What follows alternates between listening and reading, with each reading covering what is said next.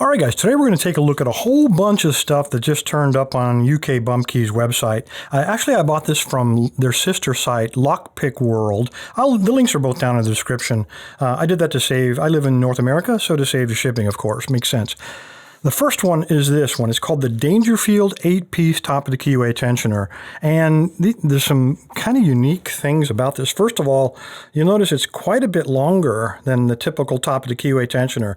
So if you're a guy who has really large hands, or you're someone who likes the extra leverage of having you like to use that really heavy tension, you might want to take a look at these guys. It's the typical design. They got these serrated ends, a short end and a long end for those inset locks. And we'll try playing with those here in just a minute. And they're also laser, or actually, I don't know if that's laser, but they are engraved with the number. So we got 1 through 4 here, all of the same style, these double enders. On these guys, I'm just going to give you number 1 measures 23,000, so really thin, which is 0.58 millimeters. And then it progresses through number 4, which is 1.2 millimeters, or about 47,000. So again, pretty thick. And then it kind of switches over. We got a style here. These three are a little bit different. These two have the squared off serrated end, and that one does not have serrated, but I typically use these three for dimple lock tensioning. I really don't need the serration, so these usually fit very nicely. And again, you get 3 thicknesses of these as well. You get 28 thousandths, which is number 5. Then it jumps up to number 6 here, which is 47 thousandths, or 1.2 millimeter. And then the last one, the thickest one, is 30 thousandths, which is 0.8 millimeters. Then we get to this guy, and in fact, on the website, they refer to this as the Beast, and that's because it's almost as thick as it is wide. This thing is, oh my gosh, I don't know. If you need to use a lever to pry your car up off of the street, this is the tool. This is just awesome. Truly, if you're someone who likes to use very, very heavy tension, you will never break this tool. 2 millimeters thick, just awesome. So anyway, it comes in this, as I said, in this nice leather snap close case. They sell this for $41. I'm sorry, for $36.99, or figure $37. So there you go, top of the keyway tensioners.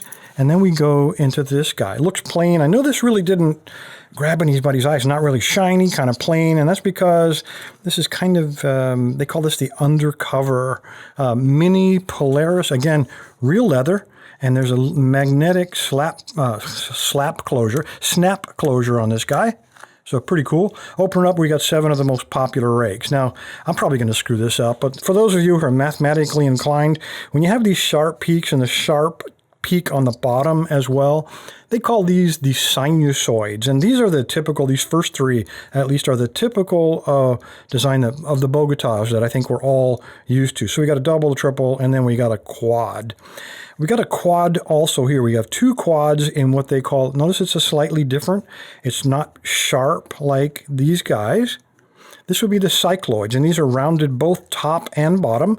So if you've got a lock that tends to grab your pick, it's going to grab these sharp ones. So you might want to grab one of these smoother ones. One of these, again, you'll never remember this, but the cycloid. I don't remember it.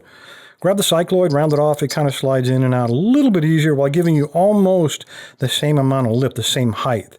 But then when we jump down here, we have 2 sizes of that. We jump down here. You notice as we move in this direction, they get a little shorter. And these also have a 5 peaks instead of 4 or 3. So they call these the 1/5. They call this for small locks. This is really what you want to try to use. And I know that's a lot of talk, so why don't we go ahead and try it? Let's just try. And again, I'm going to pick some fairly easy locks that have no security pins, because really when we think of raking, that's what we think. But really? Let's find out. All right, so the first guy, number 3, I'm going to use the tensioner that comes in the kit. Let's make sure it fits here. Yeah, that ought to work. All right, and then because it's a fairly short keyway, I don't want to use a really tall, like the Bogota style. Let's use one of these shorter ones. So let's try, let's try this guy right here. He's a little bit shorter. It's a 4-pinner, and then we just kind of rake in and out a little bit. And if it doesn't work, well, it did. So if it doesn't work, try a shorter one or try a different number of peaks with different frequency. So we knew that was going to happen because, Master Lock's begging to be thrown open. Let's try something a little different. This is a fairly cheap Chinese-made lock, but it does have mushroom pins. So it does have security pins. So let me show you how I use rakes. Let's dump that guy out. How I use rakes to pick security pins in locks that don't have very good tolerance, like this guy. So again, I want to attack as many of their 5 pins. I want to attack as many as I can at the same time. I've got a really tall keyway, so I'm going to pick a really tall pick. Let's take this quad sinusoid, nice sharp edges. I got plenty of room to work. He ought to fit in there. Now we got security pins. So if I just rake in and out like I did with that master lock, probably not going to have a lot of luck. So what I'm going to do is insert it all the way and then apply a little tension. And then instead of sliding it in and out, I'm going to rock it like this and keep super light tension on that. And that'll give you a chance, if you have security pins, it'll give you a chance for one of those peaks to hit that security pin and then push them up past the shear line. So let's see if we can get this guy to work. Slightly different raking style, but you do what you got to do. And if that doesn't work, oh, it did. There we go. I was going to say, if it doesn't work, grab another pick. Give it another chance. But now we've picked mushroom pins. There's only 3, but they are mushroom pins, but it's low tolerance. And we're going to get to a high tolerance lock in just a minute. All right, we tried that guy. Now we're going to jump into a number 5. Okay, you got more pins. Yeah, it's got a shorter keyway. So again, I know the tensioner works in this keyway. So let's throw him in there. Make sure we're not snagging up on a rivet. And let's try something a little different. I don't have a lot of room to work with here, so let's go with another shorter one. Let's try this guy, I guess. Again, it's a master lock, no security pins. Apply moderate tension, and then just start raking in and out.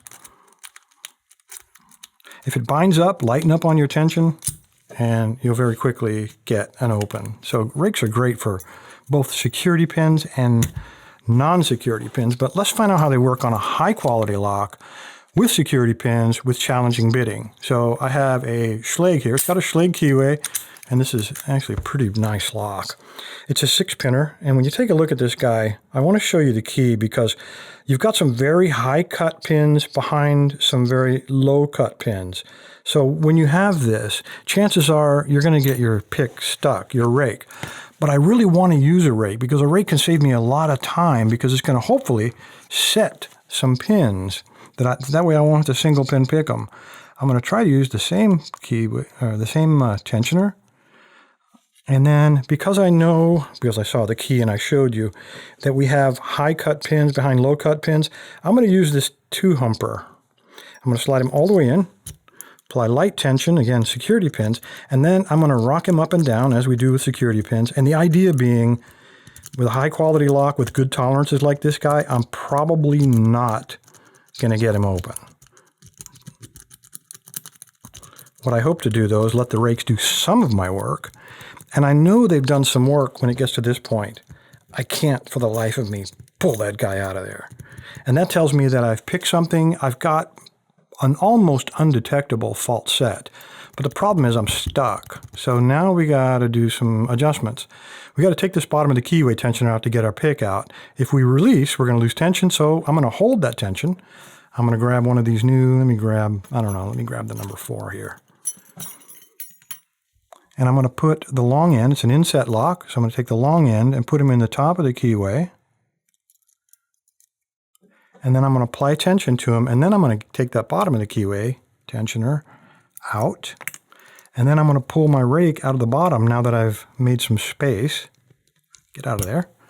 And now I've retained my fault set. So the rake has done a lot of work for me. Now all I've got to do is grab a pick. And I'll grab, let's grab this guy. A medium hook. And then I'm going to go in and see if I can find what we're hung up on. And that would be one of those security pins. See if I can find him here real quick. Now I'm doing this not to show off or to prove that I can open this lock. There's some counter rotation. So we have a spool. Let's pick him. Okay. Now I'm feeling some springy stuff. So let's set the pick aside. Let's grab this pick again, the dual humper. Now that we've got the security pin, let's see if we can get that rake to do some more work for us. All right. I felt a little turn, and now he's hung up again. I'm going to work him out of the bottom. Grab my pick again. And where'd he go? Here we go. Going to find out who's next.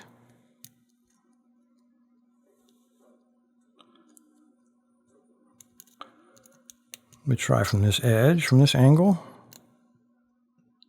Feels like, I think that's, either that or I'm picking the warding, I'm not sure. Let's keep looking. All right, tell you what, he's not working so good. Let's get a thinner pick and go from the bottom of the keyway, now that we're not using that tensioner.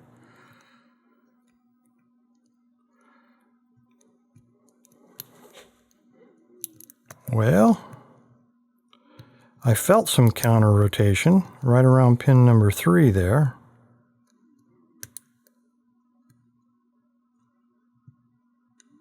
Again, let's go from that ledge, try a different angle. If what you're doing is not working, try something different.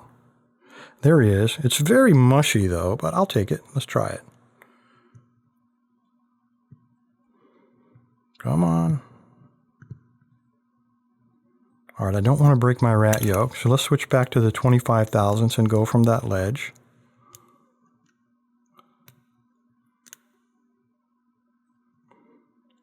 Come on.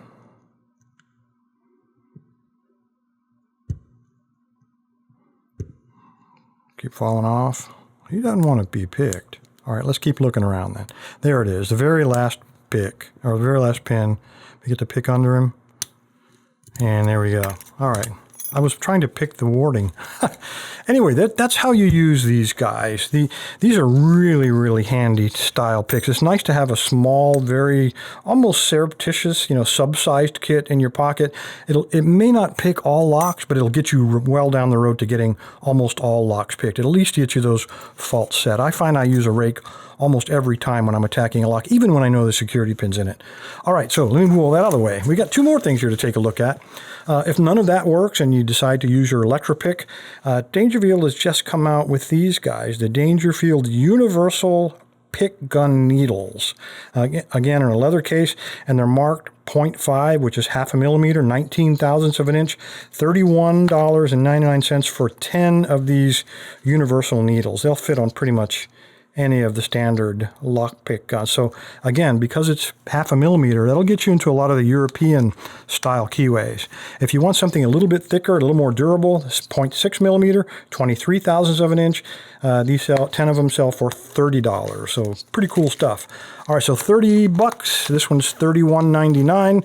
I forgot to mention the price of the mini, basically a mini Polaris kit is what this is. $41.99, and the top of the keyway sells for $36.99. All that stuff's going to be the giveaway this week, as well as this guy. This is the COVID-19 from Mako, the challenge lock that I ultimately opened, but it did defeat me until after I'd worked on it for almost 2 hours. So now you got a whole bunch of stuff to try out on this guy, and believe me, you're going to need it. That's the giveaway. You want to know how to get it? Stick around. I will show you. Oh, you know what? I got one more giveaway. This is giveaway number 1. Giveaway number 2 was actually donated by LearnLockPicking.com. They sent me a little package, or the owners, and inside of it was another one of these 7-pin ultimate adversary training locks. So again, you need a lock to train on. I think there's even more pins in it now than there used to be. This is awesome. They're giving away more pins. I didn't even count them, but huge bag of stuff. All kinds of security pins in there, repair parts. I think I see some serrated, some spools, some mushrooms. We got a key if you want to key it up. All kinds of repair plugs to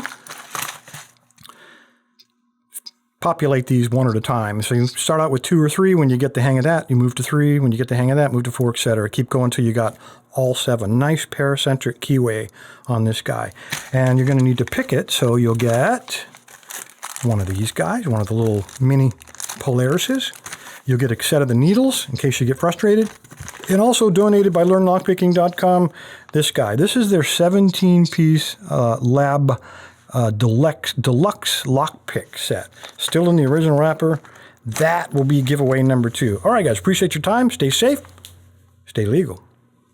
All you need to do is navigate to locklab.com, the tribal website, and scroll down in the middle of the page. You'll see all the giveaway buttons, Monday, Wednesday, and Friday. But the one you're looking for is the weekend review giveaway, purple band. Just click on it. It'll take you to the registration page. Again, scroll to the bottom, put in a good email address, so if you win, I can get in touch with you, let you know. Put in a username, doesn't matter what it is, and click submit. When you're done, you'll get a green check mark confirming your entry. Thanks, guys.